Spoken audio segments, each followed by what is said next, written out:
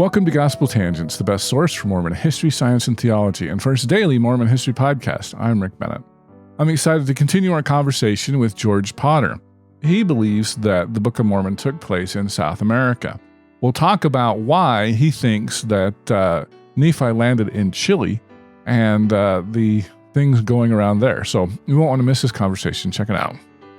Okay, so you're going with what Joseph Smith taught. So you're going with the 30 degrees south latitude. Is that Chile or is that Peru? That's Chile. Chile. Well, it's just part of ancient Peru. Okay. I mean, I was with a person last night who works with Richard Hott down in Cocarfoot, and he was down mountain climbing in Argentina and found Inca ruins as far down as almost down to Patagonia in Argentina. So ancient Peru took in a vast area. It was as large as the Roman Empire, Okay. all the way from Colombia down to Chile. Okay. So it's all Peru. But in Joseph Smith's time, that was now a nation called Chile. So it was indicated, it is purported that he taught that they landed 30 degrees south in Chile. And that was supported by many of the apostles, the people who knew him at the time. That's what they taught. They didn't teach the Heartland model. Right. They didn't teach the Mesoamerican model. That's what the early church leaders taught, that Joseph Smith had indicated. Well, the early church leaders believed that South America was the land southward and North America was the land northward. It was more of a hemispheric model, right? Okay. I don't know that. That's the way I understand it. Okay, I have not. And Panama is the narrow neck of land, but I don't know if that's what they actually taught. Let me ask you one other question. Are you familiar with a book by Venice Pritis, The Book and the Map, I think it's called? The Blue Book? Unfortunately. You're unfortunately familiar with it? Well, let's put it this way. Then it's a pretty naive notion that South America just rose out of the ocean 2,000 years ago. It's been there for millions of years. Because it does look like, for those who aren't familiar with it, basically the Amazon River was an ocean, basically. And so it's nice because you've got a narrow neck of land. It makes it more of a land northward, land southward. I mean, it's great. The problem is, like you said, that may have been true 2 million years ago. It wasn't true 2,000 years ago. Like 50 million years ago, maybe. Yeah. Okay. Let's just kind of get it. So you don't think South America was flooded? For these, what I call them, internal models of the Book of Mormon. Uh-huh. Oh, there has to be a narrow neck of land. There has to be this or that and that.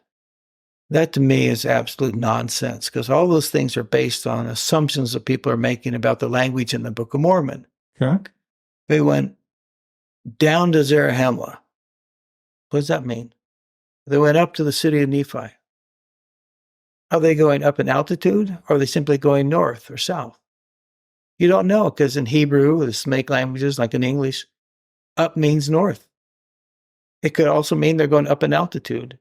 And they traveled for a period of time. Oh, it had to be exactly 19 days. How do you know that?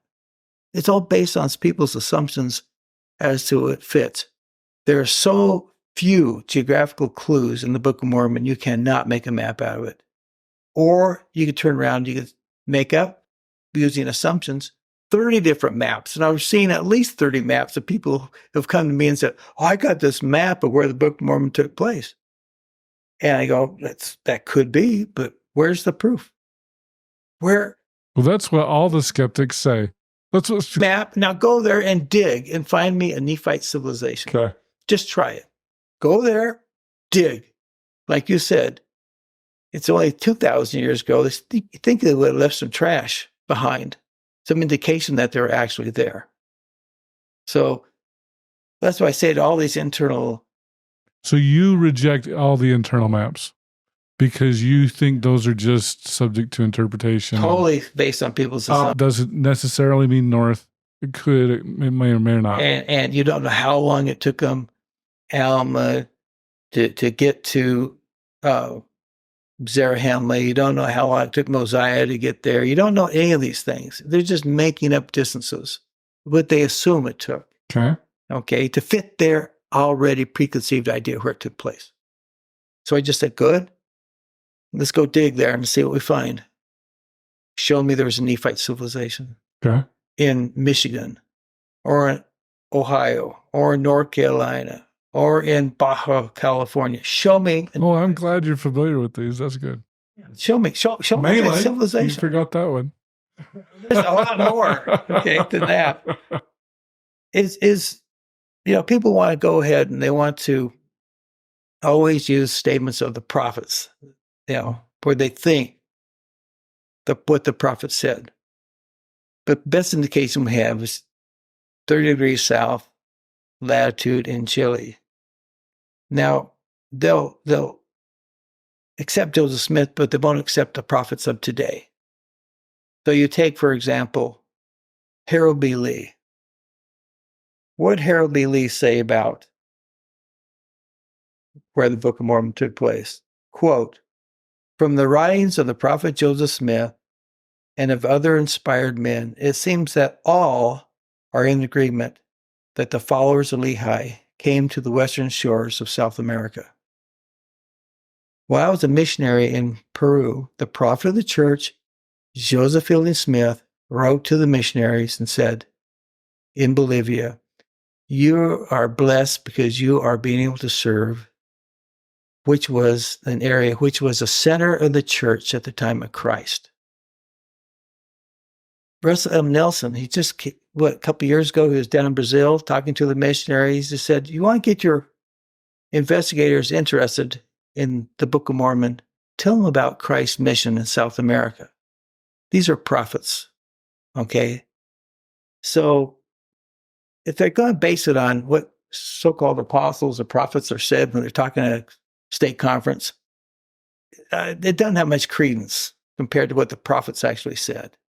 So let's just take that aside and say, where was there a Nephite civilization at the time of the Book of Mormon found in the Americas? Where? I got lots of answers, but you tell me. Okay, let me just go over some of the things that were pertained to in a Nephite civilization. According to the Book of Mormon, they believed in a white god in the form of a man, not a snake, okay? Not a serpent, flew around, okay? They had gold and they had gold plates. The Book of Mormon's written on gold plates. Okay. There's silver, copper, bronze, and brass, all in abundance. In abundance. Not here, there, a trinket. In abundance. They were able to make steel. They grew barley, wheat, corn. They had iron. So they must have been mining iron. They lived in buildings. They had sheep. They had horses. They had two different races who hated each other. One that was fair-skinned, one that was dark-skinned. They had woven armor. They had solar and lunar calendars. They had a climate where seeds from Palestine could grow. They wore fine apparel, even silk. There were 4 seas in their area. Their lands were divided into 4 quarters. They had cement and they had highways. Okay? Okay. Show me in North America or Mesoamerica where there's a civilization that had those characteristics. There is none. But there is in South America, you're telling me. There is in South America. Okay. Okay. And I also talked about during Book of Mormon times, not stuff that's made up. I'm talking about carbon-14 dating, actual civilizations that existed at that time. You have to go south of Panama to get to it.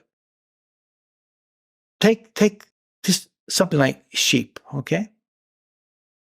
Ammon goes and he does what? He protects the flocks of the king. So, what were the flocks in North America? Buffalo? What were they? Dogs? Mesoamerica. They've never found bones of sheep or anything animal like a sheep. The only animals that were ever domesticated in Mesoamerica were dogs, ducks, turkeys, and rabbits. I mean, there was even a person who had the gall to publish an article that Ammon's flocks were turkeys. He took the turkeys down to the water. Can you imagine that scene? Those are his flocks. So what do we have? You have sheep mentioned in the Book of Mormon 24 times. Herds 22 times. You have flocks mentioned 63 times. When the Spanish got to South America, they looked at the animals down there. They looked at the alpacas. And they said, these sheep are better than our sheep back in Spain. Their wool is finer. Their meat is more delicious. They called them sheep. They found one owner, one herdsman there who had 40,000 alpacas. Okay, they called them sheep. What were the horses that were there? When the Incas saw the horses of the Spanish, they said, my gosh, those are big llamas. Okay, because they're used for packing animals. That's what they use the llamas for. They're bigger, stronger than alpacas. They can't take a burden, but they have they put cargo on top of the llamas, and they use them to haul their cargoes, their freight. Aren't llamas and alpacas, they look very similar, don't they? Yeah, but a llama is twice the size of an alpaca. Oh, okay. Okay, it's twice as strong. And so an alpaca could be used as a horse, whereas a llama would be used as they even have sheep. They have chariot races using alpacas. Okay. Using llamas, okay? So llamas are horses and alpacas are sheep. Is that what you're saying? Okay. So if you think about Nephi gets there, they have these packing animals. Well, they call them horses, okay, because they use them as packing animals.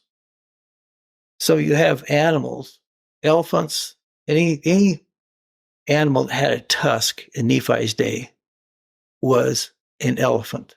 Nephi never saw an elephant in his life. The Jaredites never saw an elephant, okay? Or they have recorded at least. But they do have Bakaras, which have tusk. So in Greek, the Middle East, any animal that had a tusk was a elephant. What, you said, what was the name of that animal again? Pikara. Pikara? Pikara. So, but you think about, But that doesn't look like an elephant. It just has a tusk. What's an elephant? What was an elephant to Nephi?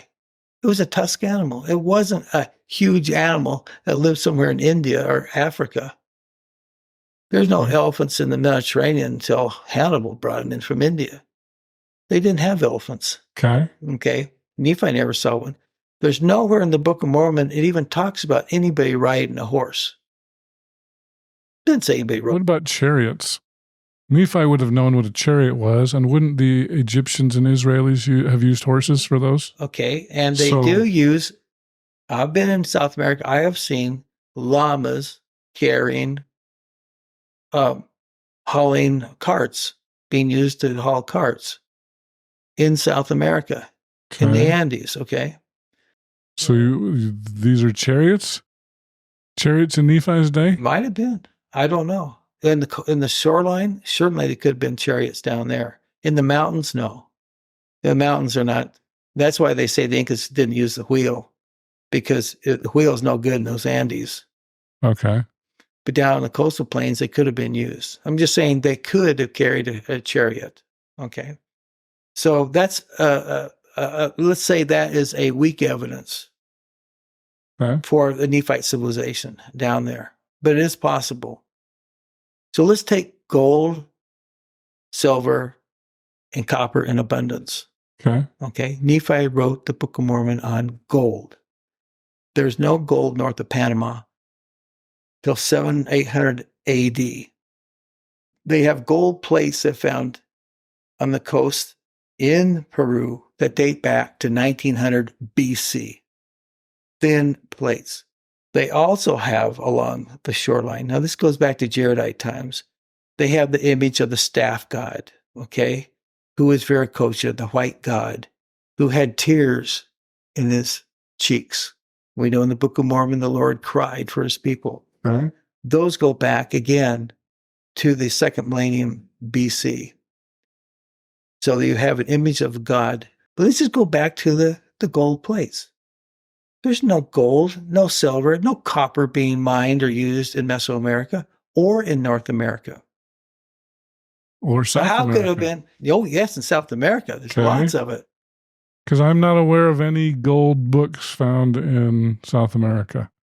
Unless you've got something I don't know. Gold plates. Well, gold plates, that's what I mean. On the temple in Cusco, Peru, which I believe is the city of Nephi, the entire temple was lined by gold plates.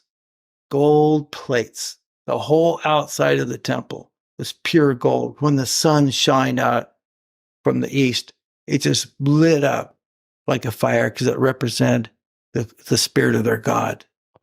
Okay, but were they using that to inscribe books, or was this just gold plating on a palace? There were plates they would take out from the temple. The priests would take out, and they'd read from these plates. They were plates of wood. They weren't plates of gold, but they were plates of wood. Okay, that they gold covered wood. Is that what you're saying? No, I'm not saying that. Okay, I have no indication that they're covered with gold. The temple, inside and outside, was covered with gold. But the priests would come out and they would read from plates. In fact, according to Boyd K. Packer, when they talked about the sticks of Joseph and the sticks of Judah, those were not rolled up papyrus. Those were actual plates of wood that they would use to read from. So, but let's just go back to that. They got to have, to be the land of the Book of Mormon, you had to have gold, silver, and copper. And I'll tell you, go to the gold museum in Cusco alone. 10,000 articles of gold. 10,000 articles of gold. The Spanish took so much gold out of Peru that it filled up the tower there in Seville, Spain. That whole altar that you see there in the great cathedral in Seville, that gold came from Peru. Silver, gold, copper, all there. There's enough copper taken out of Potosi in Bolivia to make a rod of silver all the way from Bolivia to Spain and back. It's still, the minerals down there are amazing. But not only that, but the Incas they had all sorts of alloys that they would mix the metals. They were the best metallurgists in the whole world. Okay, then you take, for example, silk. They said they had silk. What's silk? Silk is a Middle Eastern word. It's not a word from China. Silk is silke in Arabic. It means any fine material, any fine cloth. It's very fine. That's silk. The weavers of South America, of Peru, were the world's greatest weavers. They had fantastic clothing, cloths. They're just amazing. And archaeologists will tell you they were the finest weavers of all the ancient world. They had all sorts of different dyes and things that they used. The robe of the Inca himself was actually woven from bat fur. Okay. Beautiful. If you've ever had like alpaca or pucuna, like a sweater made out of pucuna or a rug made out of pucuna, it is the softest wool you'll ever feel. It's amazing. But it's not silk. What's silk? Well, silk would imply silkworms, and you're using that. That's how we interpret silk today. Silk, the word silk, remember, they came from the Middle East.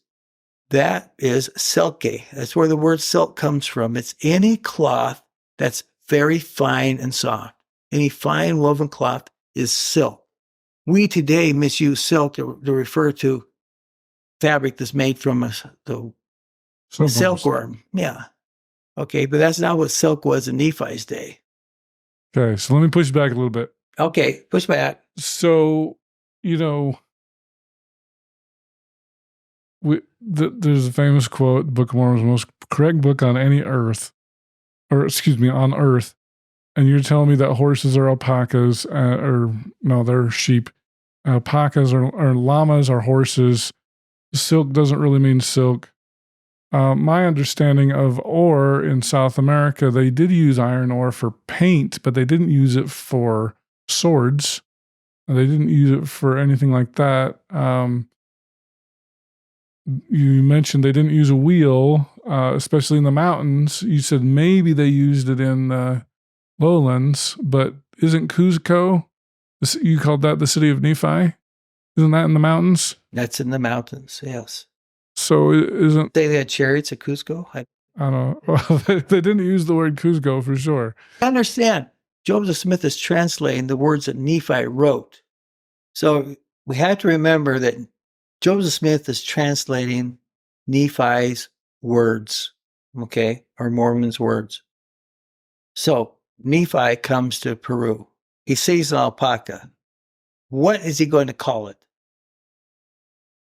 The Spanish got there. They said, the animal's a little different than a sheep, but it looks pretty much like a sheep. It's a sheep, right? Nephi would have had the same problem. He didn't have a word for it. What's that animal? Okay. He had to call it something.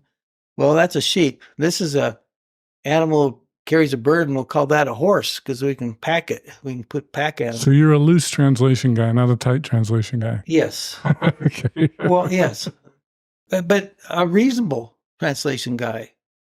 So Nephi had to come up with words for things that were familiar. Like, what's a hippopotamus? People don't know what to call it. They call it a water horse. Is it a water horse? No. But they had to give it some kind of a name. So call it... There's curlums and gummums, right? Yeah. Yeah, there's Quee. You ever gotten down there eating a guinea pig? Okay. There's all sorts of different things that he had no names for. He made up names for some of them because it was an animal. They had nothing to wrap without a tail. I mean, call it a Quee. So, I mean, there has to be some reasonable explanation here as to why you would use words that you're familiar with, remind you of animals in your old world. You're going to use those same words to describe similar animals in the new world that you're in. So I think it makes sense. But if there's a Book of Mormon model, certainly you can't call flocks turkeys or buffalo or deer. Well, I think some people are going to feel the same way about alpacas and horses and llamas and sheep. Well, at least I have a reasonable explanation. The Spanish had the same problem. They seem to call them those things. Incas had the same problem in reverse with the horse. That was a llama. I mean, because that makes sense. But you can make it out of nothing. Here we have a reasonable explanation for a Nephite civilization having existed. But if you go to Mesopotamia, let me show you this map. If you take those attributes I just showed, those little dots indicate those features are described in the Book of Mormon or Nephite civilization and where they would have existed. Now, in Mesoamerica, I can add a couple. They did find some horse bones there, a little pony, and they also found barley growing there. But if you want to find the most features that are described in the Book of Mormon as a Nephite civilization, you have to go to the Andes. What other things are there? Well, before we go there, because we're kind of talking about anachronisms a little bit, says that the swords rusted. Did anybody use swords in South America? Yeah, they use wooden swords, and they're tipped sometimes with copper. But swords made them hard. Copper doesn't rust. Mm-hmm. Well, I think it does, sure. No, I mean, it turns green, but it doesn't. Steel rusts. Steel will rust away. Yeah. Yeah. And there are no steel swords in South America that I'm aware of. I would agree with that. They've never found an iron sword in South America. Okay, so that's a problem then, isn't it? Because, we've got the people that buried their swords, the anti-Nephi Lehis. They know that they mined ore, in South America. But wasn't it used for paint? It wasn't used for swords. If I could explain. Sorry. Okay. And that's down in Nazca area in the mountains. Okay. They know they used that as a base for their paint and their pottery. It doesn't say they didn't use it for other purposes, but they knew what iron was, and at least they mined it. So if you go north of Panama, where's your copper mines? People say, whoa, there's iron up in Michigan. Yeah, then nobody ever mined it. It's just in the ground. There's no record. Again, at least we know that people recognize the mineral and they mined it in South America. No indication of that north of Panama of any mining whatsoever. Okay. Okay, so let's go to something else. The Book of Mormon talks about the land was divided into quarters, the north-south and then the northeast, northwest, south, southeast. They describe the quarters in the Book of Mormon. There was no such thing as the Inca Empire. It was called Tehuantinsuyo. That was the name of the Inca Empire. Why? Because it was divided into 4 quarters. It was a land of 4 quarters. Cusco, city of Nephi being the center, and then it was divided into 4 quarters. Okay. Okay, how about they have to have 4 seas, right? Okay. So what's the Sea of Galilee? It's a lake, right? We would call it a lake, yeah. Yeah, Nephi would call it a lake too. Bering Sea, I mean. Well, he would have called it the Sea of Galilee, wouldn't he? Yeah, well, or the Sea of Galilee. Yeah. Okay, so a lake can be a sea, okay? So the ocean could be a sea as well, okay? So where are your 4 seas north of Panama? Well, they can kind of configure them, okay? I don't want to talk about Meso. Let's talk about you. Okay, South America, what do you have in Peru? Obviously, you have the Pacific. Okay. You have Lake Titicaca, or Concha, which means sea in Quechua. You have Concha, Titicaca on your east. You have Pupa, the great Salton Sea, to the south of that, and it flows just like, Lake Jordan into the Salt Lake, or the Sea of Galilee into the Dead Sea. You have the same thing there. You have freshwater Lake Titicaca flowing down into this huge Salt Lake, which is 10 times bigger than Great Salt Lake, the area of the salt flats. Then you go to the north. What's the Sea of the North? I didn't know what the Sea of the North was. In my book, I made a mistake. I said it was the Amazon floods. It must become like a sea in the rainy season. All right. Then a member from South America wrote to me and says, don't you know where the Sea of the North is in Peru? I go, no. Well, it's Chinca Concha. It's actually called the North Sea. And he says, just go to Wikipedia or go on the website. And sure enough, the second largest lake in Peru is actually called the North Sea. So you got the 4 seas, you got the 4 corners. You got exceedingly high mountains, you got the Andes. How about the highways? Yeah, they made many highways and they broke up throughout the land. The Inca highway system, highways going up to 15,000 feet in altitude, actually highways that Nephi would have written, not like freeways today, highways in the mountains. 25,000 miles of Inca roads. It was a larger road system than they had in Rome. So there's another interesting feature there. Where are the highways in North America? Where are the highways in Mesoamerica? Oh, they have little roads. They went here in the jungle, I think. But nothing like 25,000 miles of highways in the high mountains in the Incas, in the Andes. I hope you enjoyed our conversation with George Potter. In our next conversation, we're going to talk about Inca temples. The Coricancha is the main Inca temple in Cusco. He says, inside there's windows, there's the rooms and there's windows, and you can look right through those windows, just like the mirrors in the temple. It's a building, has rooms in it. There's altars in it.